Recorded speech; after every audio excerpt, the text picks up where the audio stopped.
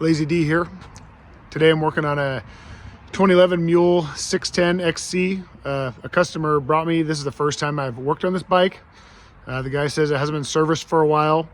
It's got 1,000 hours on it. It looks like there was some sort of oil leak around the engine oil. I kind of cleaned up with degreaser, so I'm going to try to identify that. It has a little squeaking noise when it runs. And yeah, I'll show you what that sounds like. Go from there. I've inspected it. The wheel bearings look pretty good so far. I haven't pulled the wheels off yet, but looks in decent shape. Just long due on a service.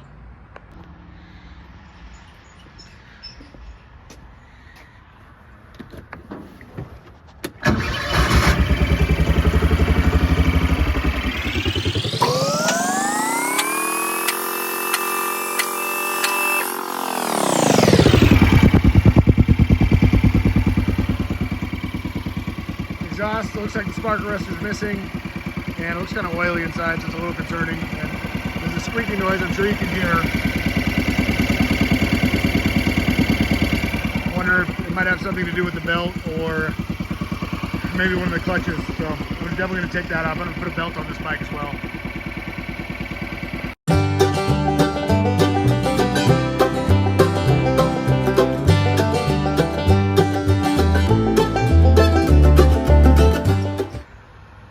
When you have the wheels off, it's a good idea to look at whatever components you have underneath there. So the steering, the suspension, the axles, any bushings.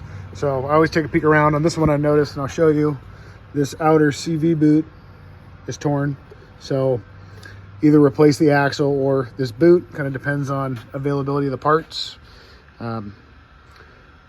Boots are kind of a lot more labor to change, but it depends on the price of the axles. So if you get a set for $100, a lot of times I'll just recommend doing a whole set of axles.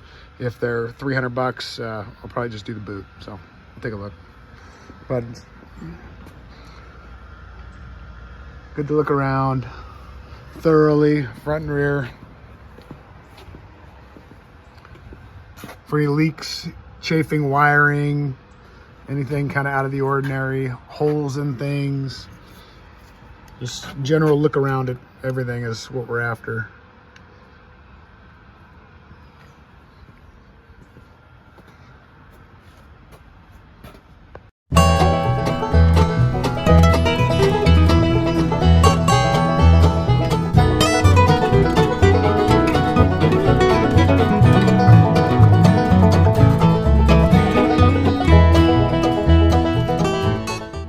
I'm going to check the oil on this before I service it.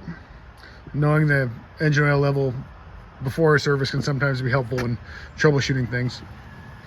So I'm gonna pop this bed in the seat. Little hole right here.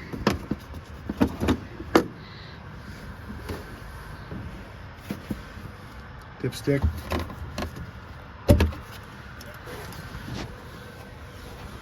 Now I'm gonna dip it. Oh, backwards. Dip it.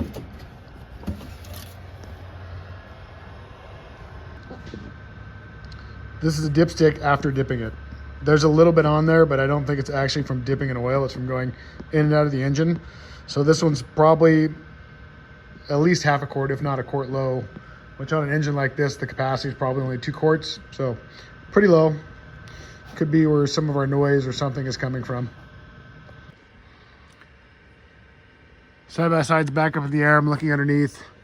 There's definitely some sort of oil leak. You can see wetness all around. Looks like maybe it's from up behind this. There's like a cover on the engine around the cylinder head, maybe a valve cover. Something's leaking up there. I see a clean spot ish right there. It's a little bit clearer than the rest. I don't know if that's where it's coming from. I'm trying to look for like a stream maybe. Everything just looks wet. I don't see any dead giveaway of where the leak's coming from. So at this point, my best move is to clean everything up as best I can and degrease it when I bring it back down and pressure wash it when I'm done with the service, and then run it for a while and see if I can identify where the leak's coming from. But when they're messy like this, it makes it 10 times harder to find the oil leak, so it takes a little bit of time. Now it's the next morning, but I didn't finish up last night. So I'm gonna start with draining the oil on this. I just wanna point out it's a 19 millimeter and it's kind of way up here, real dirty. Right there. So there's not really a good place on these bikes to get to it. In this hole, I'm gonna stick a 19 millimeter ratchet wrench and undo it. I already fit the tool and it's kind of loose, so we'll see what comes out here.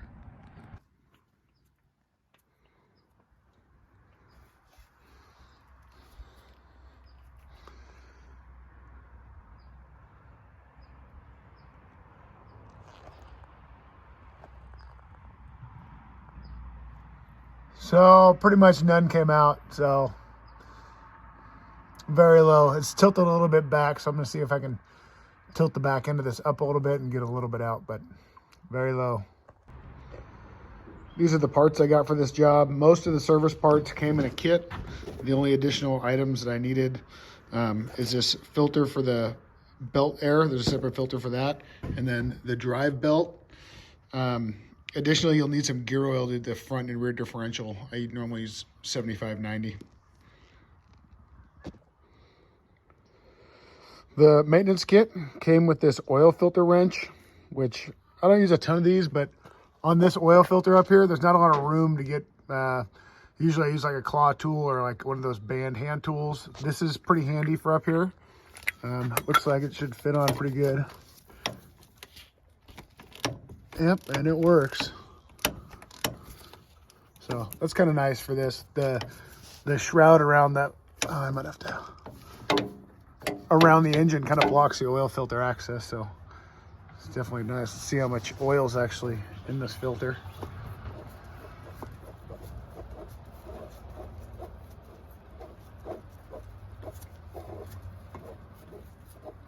Oh, a couple drops.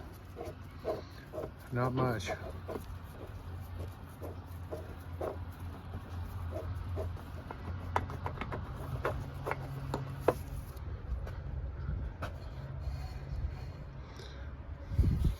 Very milky. Let me go take some of this out in the sun.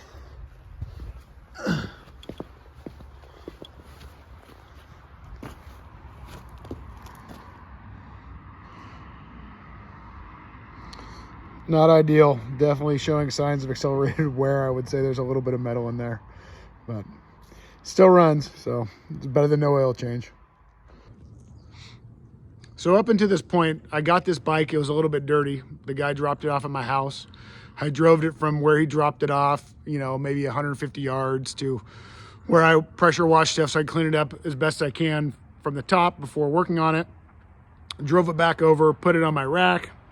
Idled it on the rack a little bit to warm up the oil so it drained out a little bit quicker, and listened to some noises it was making when it arrived, and it's had no oil in it. So you have to wonder how long someone has, this thing in particular has been driven around with no oil. And one thing I think about sometimes, I think people get in the mindset if they don't have the time to change the oil on their bike and change the filter, they don't have time for maintenance. If you think you're going over an oil change, you know it's been a long time, it's got a dipstick. Check it. It's way better just to add some than just, you know, when I first talked to this guy, he knew that this bike was over on service. He hasn't had time, which is not a big deal. It takes time to do this kind of stuff and it's a pain, but anyone can check oil and add oil, and everyone should do that, you know, with any side-by-side, at least, you know, every other month. I do it every couple weeks. It's great. You know, that's the biggest thing I see is bad oil condition and bad air filter conditions just kill these bikes. But this one's still running. It's just something to think about. If you know you're overdoing a service, at least just check the oil. Add a half a quart when you need to. It's so much better. So amazingly, now I've started it with oil in it and most of the engine noise is gone. So if you know you're hearing something, check the oil. Definitely lets me know we got to figure out where this oil leak's coming from, but this is a big improvement already. So I've taken the mule off the rack. Now we're full of oil. I'm not going to finish the rest of this service until I do some more parts ordering and some troubleshooting.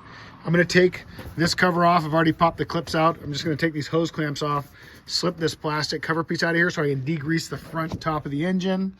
Another thing I noted is evidence of a mouse here.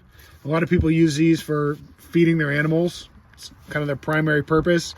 And if you don't clean out your hay regularly, mice love it. And they'll make a home. They'll start chewing on tubing and ducting like this, or wiring is the real pain to find where they do that. But just a thought.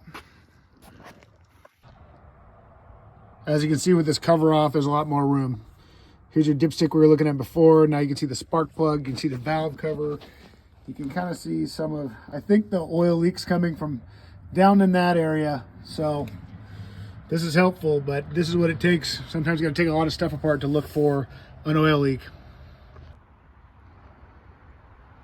It's now a few days later. I've washed up and this Mule has dried off. So I'm gonna show you how much cleaner it looks. This definitely makes everything a lot easier to work on. So after I let it dry, I just drove it and reparked it. And I was gonna take it on a couple road tests to see if I could figure out where the oil leak was coming from. As soon as I parked it, I figured I should look at it, and I immediately saw oil running. So I turned the engine back on and I was revving it, and it looks to me, this is the side of the engine, this is the drive cover here. Right behind it, there's like this outer crankcase cover. And I could have sworn it looked like there was some leaking from there. And this bolt right here is loose. And it's leaking out from this cover. So the cover has to be resealed. You could try to tighten it, but I wouldn't be comfortable considering that a permanent repair, especially if someone's gonna pay for it. So now I'm gonna have to acquire all the parts, and I'll continue to make a video of this whole process. But it looks like the clutches are gonna have to come off, and the belt covers and the belt, and probably this cover off the cylinder head somehow. And then hopefully it's pretty straightforward to take the crankcase cover off and put back on. I have all my parts. It's been a little bit over a week. I'm gonna go ahead and start tearing into this. I'm gonna take the wheel and some of these side panels off and the other small things that I think might be in the way. I find it's a lot easier just to get as much easy stuff out of the way before you start tearing the belt covers off and the clutches off, and then you're struggling down the road. If you don't have one of these clip tools, these things, this one's amazing. I have a few. This one I by far use the most.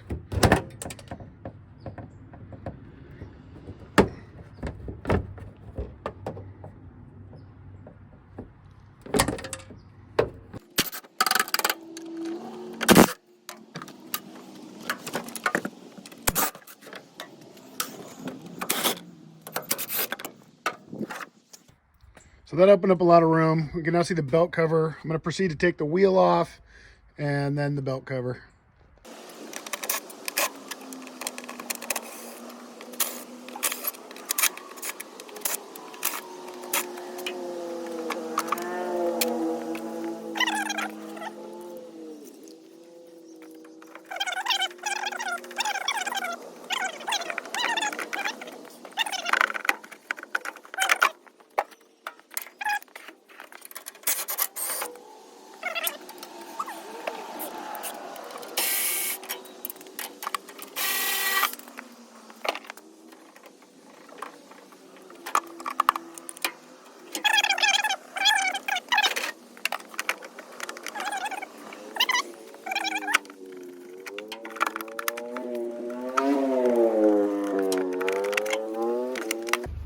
Okay, so that's off. Now I got to take these off. Looks like maybe a 19. Score.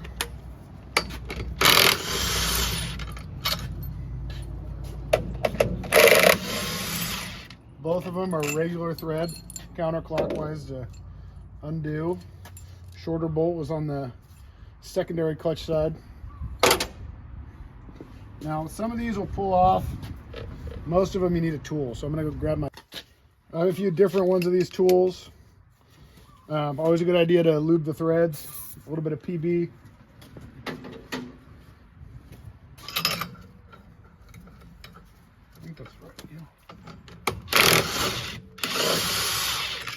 that's out.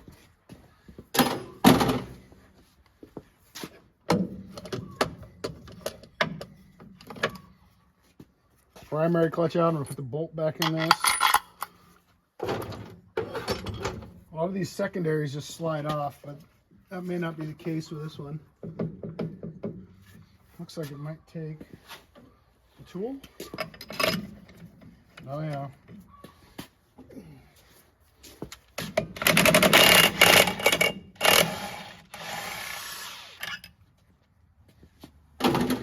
So same Kawasaki clutch pulling tool. I'm going to put secondary bolt back in so I don't lose that.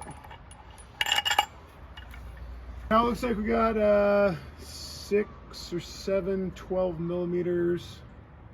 I'm going to pop off.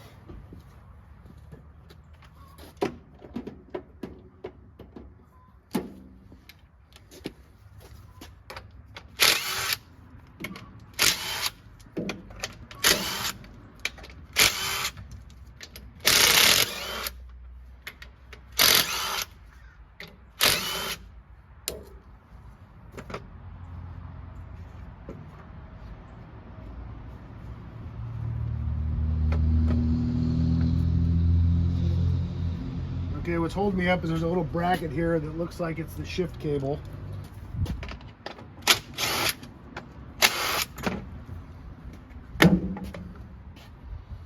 So I'm going to get you up a little bit closer here. This is the mess that I'm looking at. I got to take this cover off, and then actually looks like in here, so one bolt was loose. Oh. This bolt was loose. This bolt is loose and backed out. This stud back here is missing a nut. That one's tight. Yeah, most of the rest look like they're tight, but so here I have 2 loose bolts and a missing nut. So I don't know. I doubt someone's worked on this before. Maybe it wasn't tightened right from the factory, but that's definitely the cause of our oil leak. So I've put an oil pan underneath. This is likely going to leak oil when I get this cover off. So this bracket connects the engine and transmission together.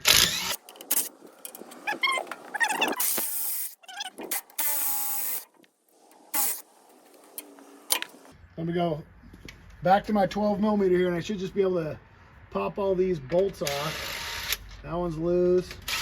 That one's loose. Same length. That one's the same length.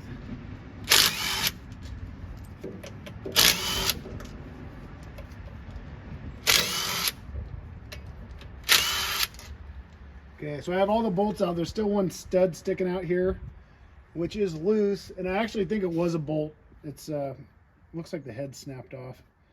That's very strange.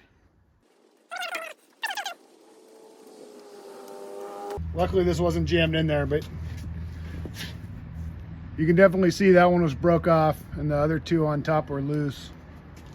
Now there's a clip. This looks like some sort of vent back to the fuel tank maybe. This might be for the fuel pump.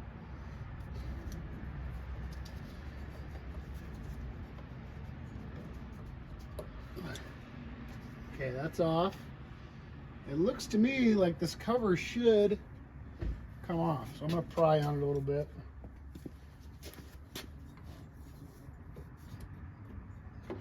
Yep, there's our oil starting to come out.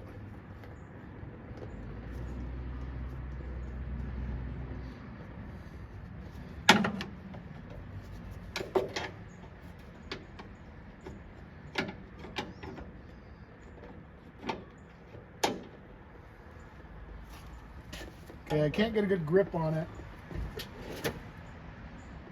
So I have these double jointed pliers. You get a lot of leverage. I'm going to grab some of the webbing here.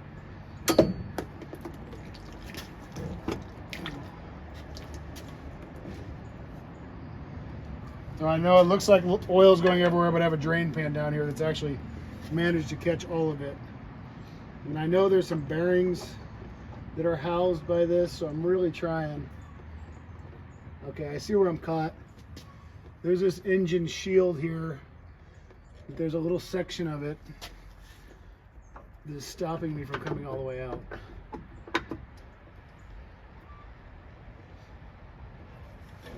So there's a 10 millimeter, there's a few 10 millimeters on it. I'm gonna try to get those out.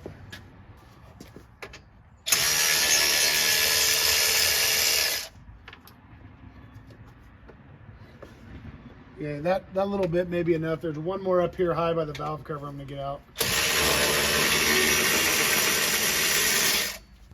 Yeah, it should give us plenty of room now to get this out of here. Okay, that's it. And from this being loose, you can see that this gasket is actually damaged. So you may have been able to tighten this, but ultimately it would have started leaking again. I'm gonna clean all this up, put a new gasket. There's the inside of the crankcase. The oil's looking very gray, probably from running with no oil. Yeah, not ideal, but this is the best we can do with what we got on this one. These are the parts I got. Crankcase cover gasket. This is the oil pump pickup screen. I wasn't sure if I was gonna need this, but I figured I'm gonna be in there and it's on the cover anyway. It was like 12 bucks, so I got one. This is the belt cover gasket, and then there's these two seals go on the back of the, what would be the lower belt cover, and this one's the crank seal. So I'm gonna replace all these. You shouldn't need much more other than oil. And I got a new belt as well. I'm gonna put that on while I'm in there.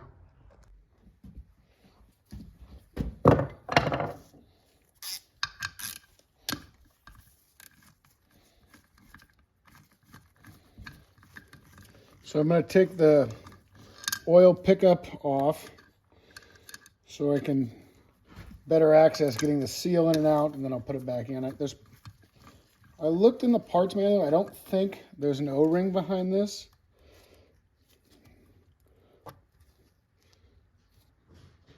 No, it's not. It's just two ridges in the plastic that seal it to the case. So I'm going to go ahead and flip this over. Still very messy.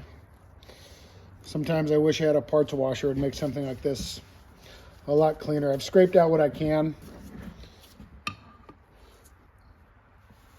Watch your eyes. Oh, there we go. So that's out.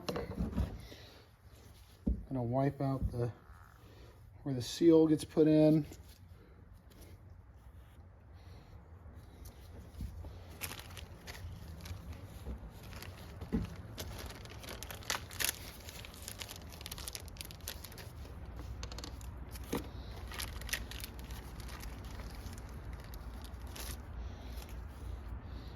This seal was driven in past flush. I've always put seals in flush, so I'm going to do that on this one.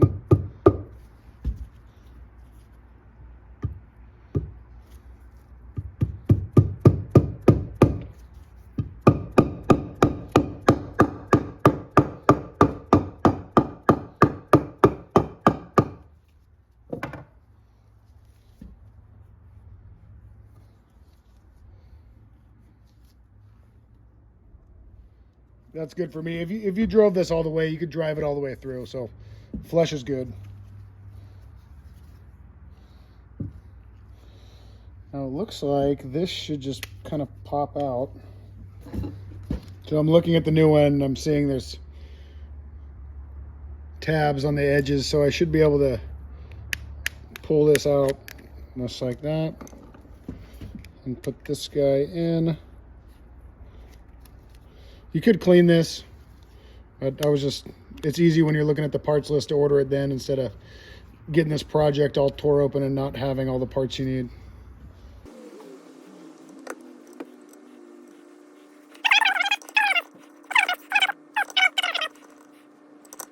Cool. So the new seal's in. Cover's still pretty dirty, but acceptable to me. I might blow it off a little bit, but I don't want to introduce any filth into this bearing. I'll wipe out a little bit more of the bottom here.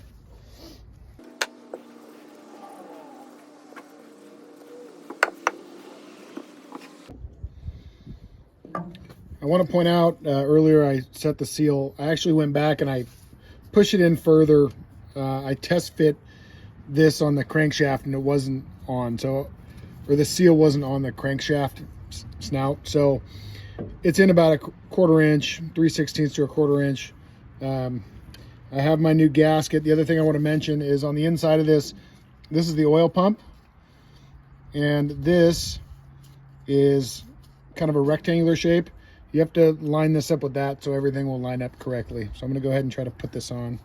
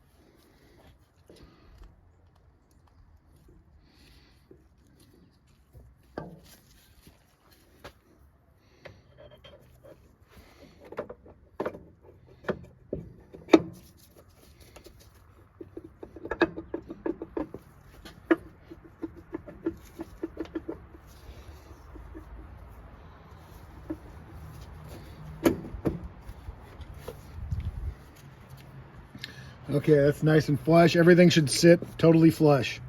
You shouldn't have to pull down on this at all. The first time I tried to put it on, I struggled with it because that oil pump wasn't lined up. So I pulled it off, lined everything up, and it's good. So pay attention to that.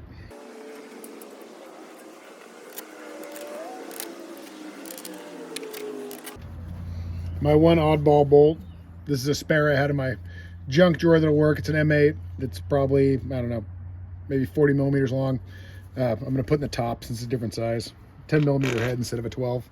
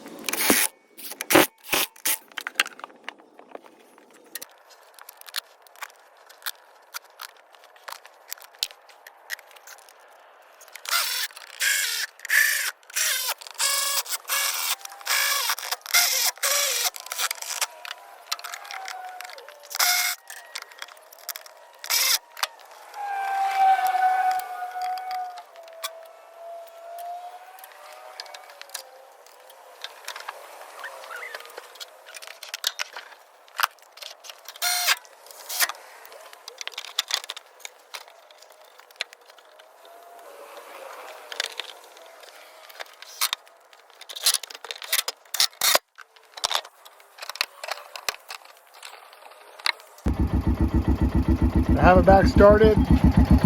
I'm looking at the seam where it was leaking before. No oil leak.